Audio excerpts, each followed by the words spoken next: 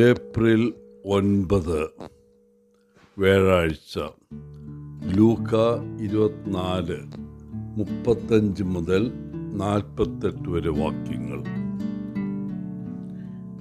ഇന്നലെ സുവിശേഷത്തിൽ നാം കണ്ടത് എമ്മാവുസിലേക്ക് പോയ ശിഷ്യന്മാർക്ക് യേശു പ്രത്യക്ഷപ്പെടുന്നതാണ്. ഇന്ന് ജെറുസലേമിൽ തിരിച്ചെത്തിയ അവർ ഉയർത്തെഴുന്നേറ്റ യേശുവിൻ്റെ അനുഭവം അവരുടെ സഹപ്രവർത്തകരുമായി പങ്കുവയ്ക്കുന്നു. യേശു ശിമയോൻ പത്രോസിന് പ്രത്യക്ഷപ്പെട്ടു എന്ന് അവർ മനസ്സിലാക്കുന്നു. പെട്ടെന്ന് യേശു തന്നെ അവരുടെ ഇടയിൽ പ്രത്യക്ഷപ്പെടുന്നു. വാതിലുകൾ പൂട്ടിയിട്ടിരുന്നെങ്കിലും അവൻ പെട്ടെന്ന് വരുന്നു എന്ന വസ്തുത അവൻ്റെ സാന്നിധ്യം ഇപ്പോൾ വ്യത്യസ്തമായ ഒരു തരത്തിലാണെന്ന് സൂചിപ്പിക്കുന്നു. യേശു അവർക്ക് സമാധാനം ആശംസിക്കുന്നു. ഇത് സാധാരണ യഹൂദന്മാരുടെ ശാലോം ആശംസയാണ്. എന്നാൽ ഈസ്റ്റർ സന്ദർഭത്തിൽ ഇതിനൊരു പ്രത്യേക അർത്ഥമുണ്ട്. തൻ്റെ പീഡാനുഭവത്തിന് മുമ്പ് യേശു തൻ്റെ ശിഷ്യന്മാരോട് പറഞ്ഞിരുന്നു, ഞാൻ നിങ്ങൾക്ക് സമാധാനം തന്നിട്ട് പോകുന്നു. എൻ്റെ സമാധാനം ഞാൻ നിങ്ങൾക്ക് നൽകുന്നു. ലോകം നൽകുന്നത് പോലെ അല്ല ഞാൻ നിങ്ങൾക്ക് നൽകുന്നത്. ഉയർത്തെഴുന്നേറ്റ യേശുക്രിസ്തുവിൻ്റെ സമാധാനം പൂർണ്ണമായും ഒരു മിശിഹായിക അനുഗ്രഹമാണ്. അവർ കേട്ട കാര്യങ്ങൾ ഉണ്ടായിരുന്നിട്ടും അവർ ഭയചകിതരായി ഒരു ഭൂതത്തെ കാണുന്നുവെന്ന് കരുതുന്നു. യേശു അവരോട് ചോദിക്കുന്നു, നിങ്ങൾ എന്തിനാണ് ഭയപ്പെടുന്നത്? നിങ്ങളുടെ ഹൃദയങ്ങളിൽ സംശയങ്ങൾ ഉയരുന്നത് എന്തുകൊണ്ട്? അവൻ തൻ്റെ മുറിവേറ്റ കൈകളും കാലുകളും അവർക്ക് കാണിക്കുന്നു. തന്നെ വന്ന് തൊടാൻ അവരെ ക്ഷണിക്കുന്നു. പ്രേതങ്ങൾക്ക് മാംസവും അസ്ഥികളുമില്ല.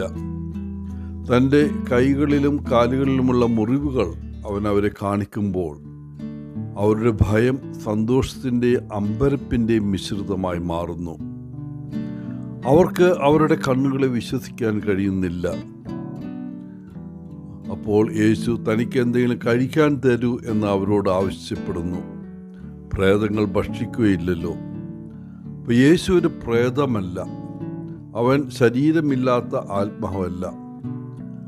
മരണം ശരീരത്തിൽ നിന്നുള്ള ഒരു രക്ഷപ്പെടൽ അല്ലെന്നും മറിച്ച് മുഴുവൻ വ്യക്തിയും അടുത്ത ജീവിതത്തിലേക്ക് പ്രവേശിക്കുന്നുവെന്നും ഊന്നി പറയുന്നു. പിന്നെ എമ്മാവൂസിലെ ശിഷ്യന്മാരോട് പറഞ്ഞതുപോലെ തനിക്ക് സംഭവിച്ചതെല്ലാം ന്യായപ്രമാണവുമായും പ്രവാചകന്മാരുമായും സങ്കീർത്തനങ്ങളുമായും പൂർണ്ണമായും യോജിപ്പിലും പൂർത്തീകരണത്തിലുമായിരുന്നുവെന്ന് യേശു വിശദീകരിക്കുന്നു. പഴയ നിയമത്തിൻ്റെ 3 ഘടകങ്ങളെ പരാമർശിച്ചുകൊണ്ട് ഹീബ്രു തിരുവെഴുത്തുകളിലൂടെ മുഴുവൻ മിശിഹ പ്രവചിക്കപ്പെട്ടിട്ടുണ്ടെന്ന് യേശു സൂചിപ്പിക്കുന്നു. ക്രിസ്തുവിൻ്റെ കഷ്ടപ്പാടിൽ നിന്നും മരണത്തിൽ നിന്നും പുനരുദ്ധാനത്തിൽ നിന്നും യേശുവിലൂടെ ദൈവവുമായുള്ള അനുരഞ്ജനം വചനത്തിൽ പ്രഖ്യാപിക്കുക എന്ന ദൗത്യം വരുന്നു. യേശു അവരോട് പറയുന്നു, നിങ്ങൾ ഈ കാര്യങ്ങൾക്ക് സാക്ഷികളാണ്. ലോകമെമ്പാടും ദൈവരാജ്യം സ്ഥാപിക്കുക എന്നതാണ് അവരുടെ ദൗത്യം.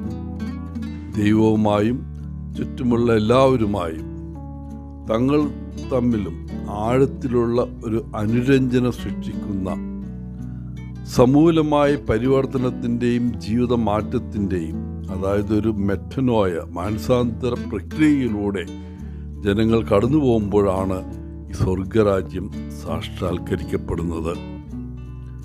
എല്ലാ ഭിന്നതകളും ഇല്ലാതാവുമ്പോൾ, ഭയവും ശത്രുതയും പരസ്പരം കരുതലുള്ള സ്നേഹത്താൽ മാറ്റി സ്ഥാപിക്കപ്പെടുമ്പോൾ ദൈവരാജ്യം സാക്ഷാത്കരിക്കപ്പെടുന്നു.